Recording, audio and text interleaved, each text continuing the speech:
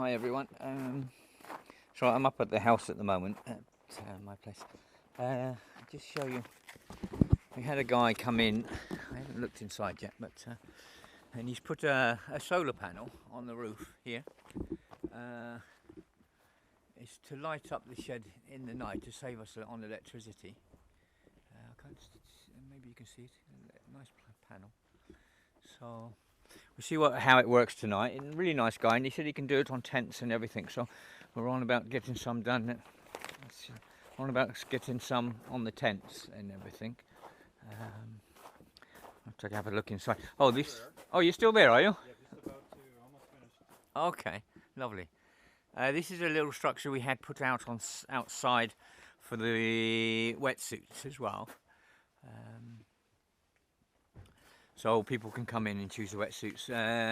You know, the RNLI has sent us loads, which is brilliant, and the surf shops have sent us loads as well. So and a lot have gone out. A lot of the volunteers are out there, and they're in nice warm wetsuits. So,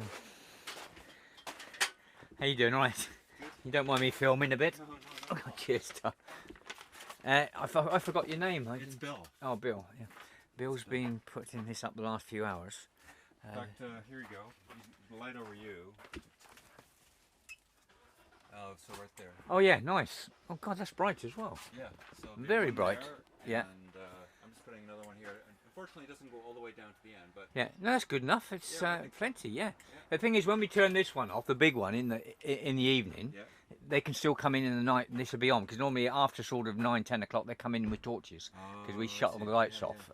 We leave one light on in the main storage area, so they use that a lot. But if they want shoes and stuff, they have to use a torch. As long as they come with headlamps and can run from back to the end and turn on the switches, then they're fine.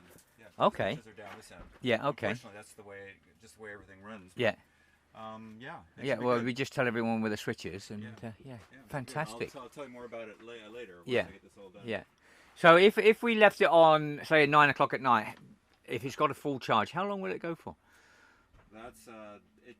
Theoretically, with a full charge of the battery, you can go for about 6 or 8 hours with 2 lights. Okay. But I'm going to caution against doing that quite that long. The reason is because you don't have quite the full sun here. Okay. I would experiment a bit. I would start with like 2 or 3 hours and then go from there. And maybe one of the best things to do is tell people maybe turn on one light or the other. Yeah. Both. I'll let you know. You'll learn. Well, what I'll do to start with, I'll use these lights rather than the electric early evening. Okay. And then I can turn it off 9 o'clock-ish. So this will be on for about 3 hours, and we can see it like that. Yeah.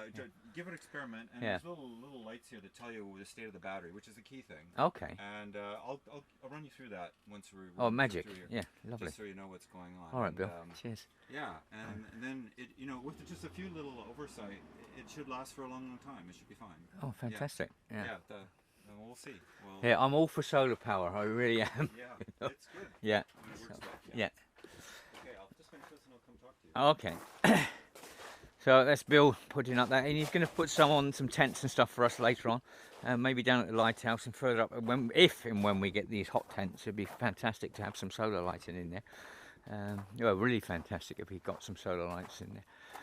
So, but there's a lot gone on over the last 24 hours regarding this incident of this photographer down at the lighthouse. There's a hell of a lot gone on. After he went down to the police station and he filed complaints, and he's going to sue 3 of the lifeguards. I mean, this guy, I've spoken to people now that were actually at the scene.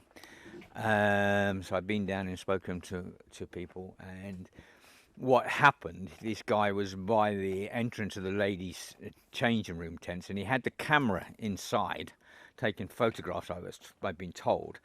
And one of the husbands of the Syrian ladies, I mean, the boat had just come in and they were soaking wet and everything.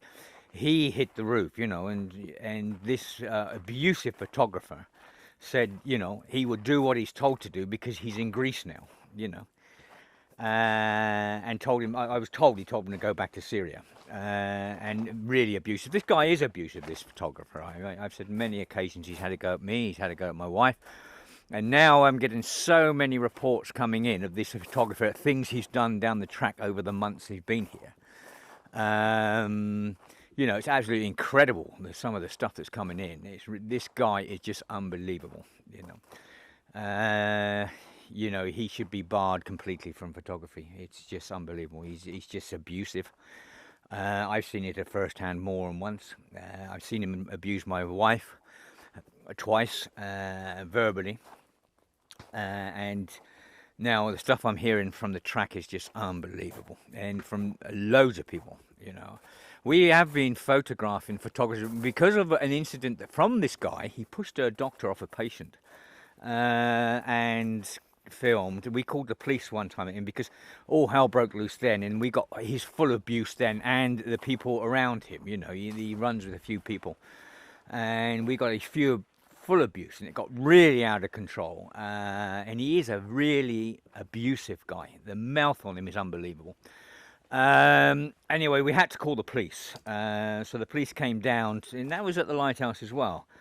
And not only did he push the doctor off of a patient, and he elbowed one of the volunteers out the way when she was trying to get to the boat, and bruised her ribs on the side. Anyway, when the police come down, the photographers down there at the time, which I didn't know at the time, but they're all part of this this guy. This guy runs this group, and they all said no, this never happened, and everything else, and they got round and everything else, and you know, we couldn't prove it at the time. But since that incident was a couple of months ago, we've asked all the teams on the track to take photographs of the photographers quietly, you know, which we have done. And we have quite a bit of photographs coming in, and some film and stuff coming in. And it's quite incredible, some of the stuff we have. You can see where they're out in front of the boats stopping and everything else. And anyway, this is, you know, what went on yesterday was totally out of order. The lifeguards there, one of them restrained him and took him over to a car. They restrained him around the neck because he was so abusive. And it was two other photographers that were with this photographer, women photographers, that photographed this incident and put it on Facebook. And when you look at it closely, you can see he has him round the neck. He's not hitting him or anything else. And but from this incident, you know, I wanted to know where the camera was that he was filming with, you know, clicking in the tent with and everything else, and whoever was filming in the tent, I would like to see their SIM cards. But I was told last night, oh, it all got wrecked in the fight and everything else. You know, to destroy a SIM card takes some doing. You know, they wasn't in the water. Even if it went in the water, we've had cameras go in the water here, and we've got it out, and we've retrieved the SIM card. You know, and as far as I know, you know, this is happening during the day. There was no fires anywhere. The camera got thrown onto and burnt completely. So, you know, but they're saying, oh, no, the SIM cards were destroyed completely, you know. I mean, this is so suspicious, it's unbelievable. Anyway, the thing about what I really want to say is, you know, this guy, I've had his full abuse, my wife's had his full abuse, loads of people on the track has had his full abuse and everything else. You can see one picture on Facebook I put on where he's coming at me. Another one someone else has put on where he's having a go at Philippa, waving behind a row of police officers. But we have a guy here that has stirred all this up overnight, and he's protecting this guy something chronic. And this guy is from Human Rights Watch, you know. And this guy, you know, all night on Facebook and everything else, he's protecting this guy and everything else. There's something very wrong here as well, because surely this guy should be protecting the rights of the women that were in the tent. You know, he's Human Rights Watch. What's he up to protecting this awful photographer? And he's put quite a lot on Facebook, this guy from Human Rights Watch, and in protecting this guy something chronic on loads of people's different posts about him. And plus, I've seen some text messages from this guy. And this guy, I don't know what his game is or whatever he's doing, but whatever it is very wrong. You know, he works for Human Rights Watch, and he's meant to be a highly respected member of Human Rights Watch, and yet he's protecting this guy against the refugees. The women in that tent have rights, yeah? And this guy should be protecting the refugees, the women refugees. Women anywhere that are being abused by photographers like this have rights, yeah? And when you work for an organization that is meant to protect these people, yeah, then protect them. He said he has evidence and everything else, and some of the stuff I've heard him say that it's four things beat him up, and he knows for a fact. He's not even here, this guy. He's not on the island. He wasn't there yesterday. He had to go at me because he said you weren't there either. No, I wasn't, but I've had some of this guy's abuse, this photographer's abuse, on lots of occasions. Yeah, and I've been shoved by him and everything else, and my wife's had abuse by him and everything else, so I know what this guy's like, yeah, and it's really coming out what he's really like now because there's so much evidence coming in.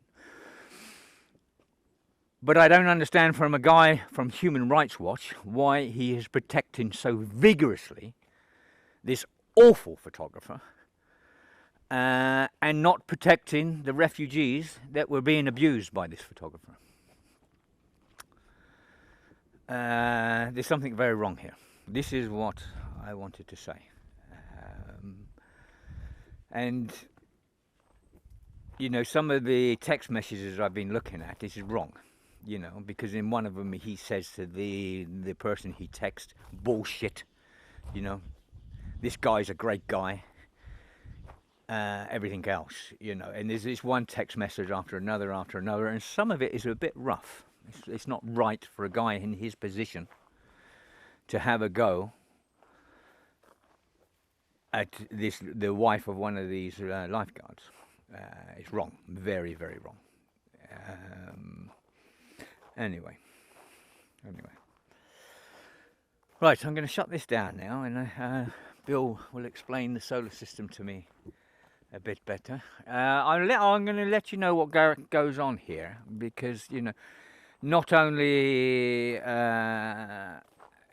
the lifeguards that he's accused of assaulting him and everything else and beating him up and everything else. I mean, these guys are very humble guys, and the women of this lifeguard team. And they are volunteer lifeguards, and they've done a terrific job here. And this guy is trying to destroy them, which I think is bloody wrong, because I know who the abuser is here.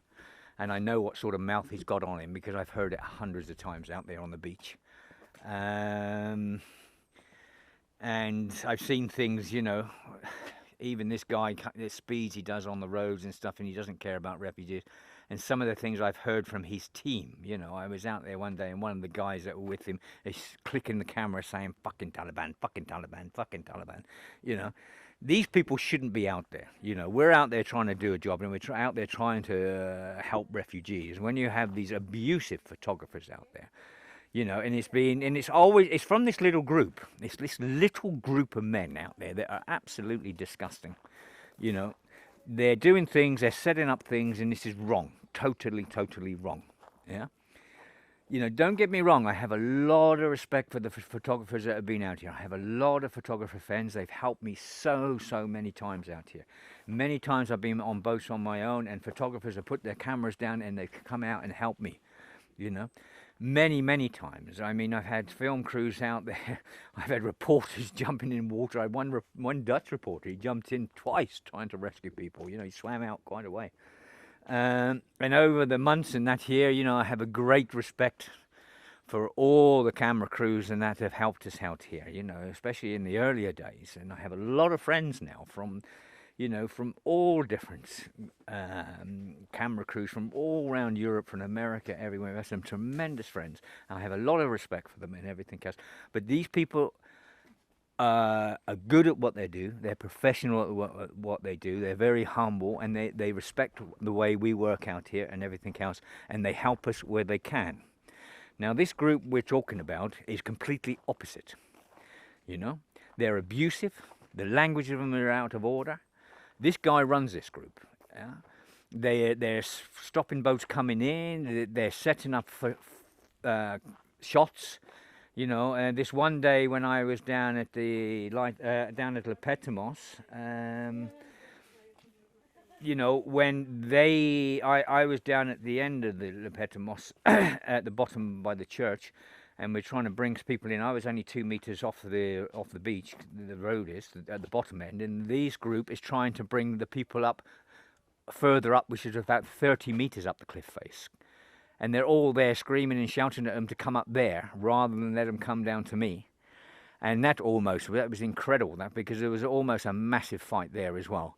Because then they started screaming, this group of the volunteers, because they're trying to stop them bringing them up the cliff face 30 meters up when there was no need for it, because they want to see someone fall and photograph it. Yeah. So anyway, and that was with 4 brothers and a friend that time. There's so many incidents out here with so many witnesses and so many photographs we have now and bits of film we have. You know, I can't wait for this one to go to court, really, because these people really, really need to be shown what they really are like. All of them. Not just this one that stuck the camera into the women's clothes, into the women's changing room yesterday. The whole team needs to be opened up, and we show it all, you know. So when it comes out in court, you know, we really bring this lot out and stop this, because this is not right. This is not right. You know, they tell me this is true paparazzis, these people. I don't know what it is, but they're disgusting people, absolutely disgusting. Some of the things they're doing, and the abuse towards other human beings is wrong. Not just the refugees, but the abuse towards the volunteers out here helping the refugees from this very small team of people. Anyway, all right, I'll close this one down. You know, it did upset me what went on yesterday, and the lying going on from these people was disgusting, absolutely disgusting. And I hope it all comes out, everything comes out, because these people do not deserve to be anywhere near a camera because of their abuse and everything else. And it should be brought public to everyone who they are. So, okay, everyone, all the best. Bye.